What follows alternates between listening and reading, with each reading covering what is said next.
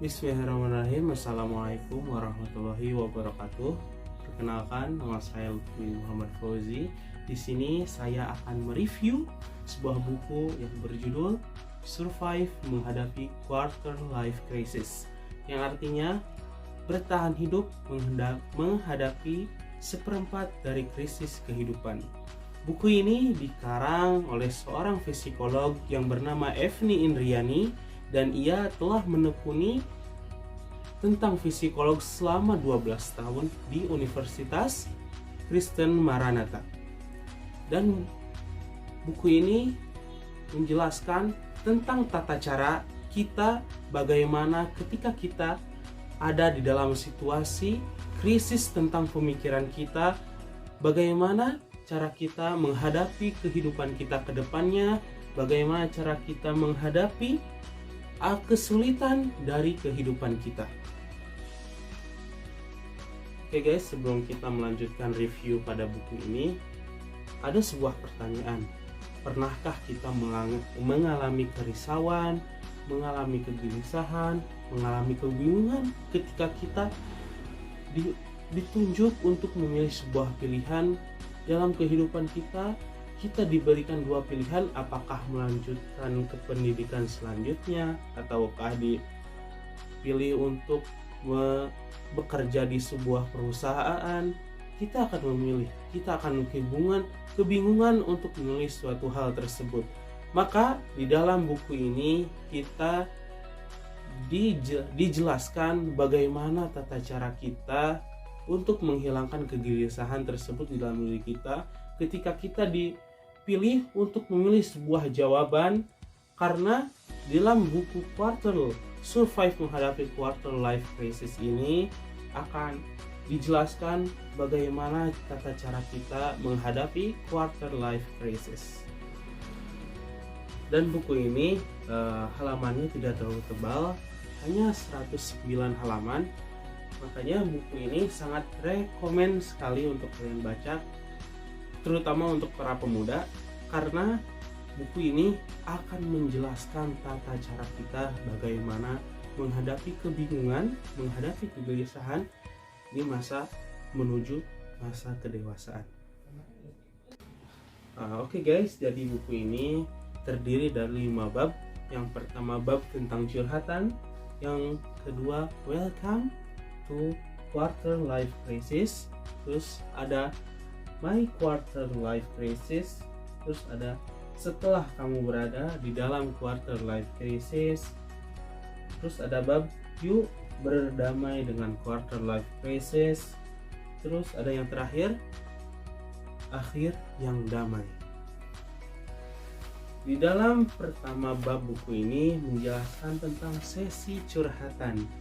Kenapa sang penulis buku, Bu Evni Indriani, menuliskan tentang curhatan, yang dimana di dalam curhatan ini terdapat kisah-kisah seorang bagaimana ketika ia mengalami hal quarter life crisis, mengalami kebingungan dalam menentukan suatu arah, yang dimana dengan bab ini Bu Evni menganjurkan kepada kita bahwa sesungguhnya setiap kejadian yang datang kepada kita, setiap kesusahan yang datang kepada kita itu diselesaikan tidak sendiri, yang artinya kita hidup berdampingan dengan orang lain. Kita menjalankan dan menyelesaikan sebuah masalah itu tidaklah sendiri, harus ada orang lain yang selalu menemani. Makanya kita harus mencari seorang teman yang tepat, seorang teman yang mampu menjalani kehidupan kita dengan baik dan selalu mengingatkan diri kita agar senantiasa untuk selalu berada di jalan yang baik. Dan selanjutnya di dalam buku ini guys, yaitu selamat datang kepada quarter life crisis, kepada para pemuda, kepada kita semua, yang dimana menurut para psikolog quarter life crisis itu datang pada umur 20 tahunan sampai 30 tahunan, yang dimana itu merupakan usia produktifnya seorang yang telah dewasa, yang dimana ia akan dimunculkan dalam pikirannya ia akan kebingungan, merasa resah, apa yang akan ia jalani untuk kehidupan selanjutnya. Maka di dalam ini ada yang namanya frontal lobe, yang artinya pusat kontrol emosi dan ruang personalitas dan kemampuan membuat keputusan. Dan selanjutnya di buku ini menjelaskan tentang My Quarter Life Crisis, yang dimana di dalam bab ini menceritakan bagaimana tata cara kita untuk ketika datangnya quarter life crisis itu kepada kita. Yang pertama, di buku ini dijelaskan bahwasannya ketika datangnya quarter life crisis kepada kita, kebingungan dalam memilih sesuatu itu datang kepada kita, maka yang pertama yang harus kita lakukan adalah mindset atau pola pikir.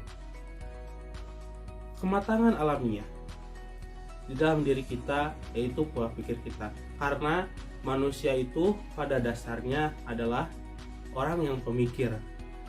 Maka ketika datangnya quarter life crisis itu kepada kita, maka bagaimana tata cara kita mengolah pola pikir kita untuk senantiasa bisa untuk mengendalikan bagaimana cara kita tidak resah dalam menghadapi quarter life crisis.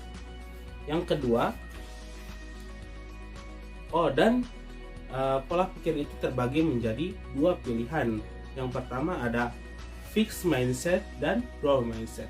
Dan yang harus kita punya di dalam diri kita adalah growth mindset, yang dimana dengan growth mindset itu kita tidak akan merasa diri kita lebih hebat dari orang lain, yang dimana ketika kita ingin bisa maka harus dengan usaha, tidak seperti fixed mindset, yang dimana dengan fixed mindset ini seorang berkeyakinan bahwa dirinya itu lebih hebat dari orang lain, bahwa dirinya itu sangat berpotensi, sehingga di dalam dirinya tidak ada usaha untuk senantiasa menjadi yang terbaik. Karena apa? Dirinya sudah menganggap dirinya telah baik.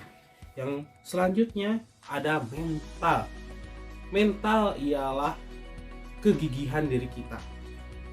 Ketika kita melakukan sesuatu, contohnya ketika kita berpidato di depan orang lain, maka yang harus kita kuatkan di dalam diri kita adalah mental. Karena apa? Ketika mental kita kuat, maka public speaking kita akan kuat, maka pembicaraan kita akan kuat di hadapan orang lain dan tidak akan pernah goyah. Maka lalu sebaliknya, ketika mental kita goyah, maka kekuatan diri kita untuk berbicara pun akan goyah, bahkan hilang. Maka yang kita harus kuatkan adalah mental diri kita. Kuatkan mental diri kita agar kita menjadi baik, agar kita menjadi hebat. Dan selanjutnya di dalam perkataan di sini dikatakan bahwa dengan growth mindset akan membantumu memiliki mental health karena ia memiliki perasaan bahagia. Ya, dan yang selanjutnya adalah bagaimana cara kita mengatur pola hidup kita. Ketika kita menjalani kehidupan ini, maka kita harus berpola, harus bisa memanage pola kehidupan kita, memanage waktu kita. Ketika kita melakukan sesuatu, maka kita harus ada tahapannya. Ketika jam segini harus segini, jam sekian harus sekian, jam segitu harus segitu. Maka dengan pola hidup kita telah diatur, dimanage dengan sedemikian rupa, maka apa yang akan terjadi? Maka hidup kita akan teratur, hidup kita akan menjadi lebih baik untuk kedepannya. Karena apa? Karena kita telah mengatur sedemikian waktu kita untuk menjalani kehidupan kita menjadi lebih baik. Karena tujuan kita memanage segala hal itu adalah untuk menjadi lebih baik ke depannya. Dan selanjutnya di buku ini yang terakhir adalah bagaimana tata cara kita untuk berdamai dengan quarter life crisis. Karena apa? Ketika datangnya quarter life crisis, terkadang seorang itu lebih baik lari, lebih baik menghindar dari quarter life crisis. Padahal quarter life crisis itu akan mengubah pola pandang pikir kita, menjadi pola pikir yang lebih dewasa, lebih lebih teratur. Karena ketika seorang itu menghindar, berarti dia menghilangkan atau menjauhkan dirinya dari nilai-nilai kedewasaan. Maka di dalam buku ini Bu Evni menganjurkan kepada kita untuk berdamai dengan quarter life crisis. Karena ketika kita berdamai dengan quarter life crisis, maka hidup kita akan menjalani suatu cobaan yang ada, kebingungan yang ada dengan senang, dengan bersabar, dengan giat, bahwa dengan adanya cobaan ini hidupnya akan menjadi lebih baik. Karena sebagaimana di dalam perkataan dikatakan, terbentur, dan terbentuk. Dan manfaat dari buku ini, tentu banyak sekali guys. Manfaatnya kita menjadi mengenal apa itu quarter life crisis, bagaimana tata cara kita untuk menghadapi quarter life crisis, dan bagaimana tata cara kita untuk bisa berdamai dengan quarter life crisis. Manfaatnya banyak sekali, hebat. Buku ini sangat rekomen untuk kita, untuk para pemuda di umur yang menuju masa kuliahnya, menuju akan masuk kerjanya. Dengan buku ini pasti bisa kita menjadi seorang yang lebih teratur, menjadi yang mengenal apa itu quarter life crisis, dan bagaimana tata cara kita ketika datang quarter life crisis itu kepada diri kita semua. Dan untuk kekurangan dari buku ini, gimana ya? Jadi kekurangan dari buku ini menurut saya, yang pertama, terkadang seseorang itu dalam masalah psikologi ada yang tidak menyukai. Dan kenapa? Karena psikologi itu kan tentang diri pribadi. Terkadang ada seorang yang buat apa sih yang kayak gini, buat apa sih mengikuti psikologi, buat apa. Dan yang kedua, mengenai kekurangan buku ini, saya kurang sependapat tentang quarter life crisis itu datang pada umur 20-30 tahunan. Karena apa? Karena terkadang quarter life crisis itu datang pada umur remaja lah, pada umur usia tua lah. Maka begitu. Oke guys, mungkin cukup sekian review buku dari saya mengenai tentang survive menghadapi quarter life crisis, bertahan hidup menghadapi seperempat dari krisis kehidupan, yaitu masa kita mencari jati diri kita menuju jati diri yang lebih baik. Dan jangan lupa like, komen, dan share video ini untuk kepada orang-orang yang datang kepadanya masa kebingungan. Ya, saya pamit undur diri. Assalamualaikum warahmatullahi wabarakatuh.